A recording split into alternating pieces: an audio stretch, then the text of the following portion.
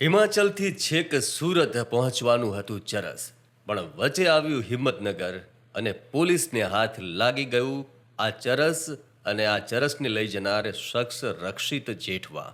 હિંમતનગરથી Ahmedabad road પર એસઓજીએ હિમાચલથી સુરત જઈ રહેલ આ બોલેરો કારને અટકાવી અને તેમાંથી ઝડપી પાડ્યું 1.16 લાખની કિંમતનું 583 ગ્રામ જેટલું આ ચરસ.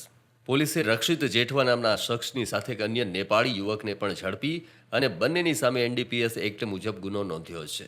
તપાસમાં એવું સામે આવ્યું છે કે રક્ષિત રવિકાંત જેઠવા, જે હિમાચલના કસોલમાં પોતાની હોટેલ ધરાવે છે અને હિમાચલથી તે 6 મહિના બાદ ગુજરાત આવી રહ્યો હતો, તેથી પોતાના અંગત ઉપયોગ માટે તે આ ચરસનો જથ્થો લઈને આવ્યો હતો, જે અંગે પોલીસને બાતમી મળી ગઈ અને પોલીસે સરસ રીતે આ ચરસને ઝડપી લીધું છે. આમ આ કિસ્સામાં પોલીસે ચોક્કસપણે નશાબંધી શું કહેવાય તે આ રક્ષિત જેઠવા જે ભૂલી ગયો હશે તેને યાદ અપાવી દીધું કે ભાઈ ગુજરાતમાં તો નશાબંધી છે.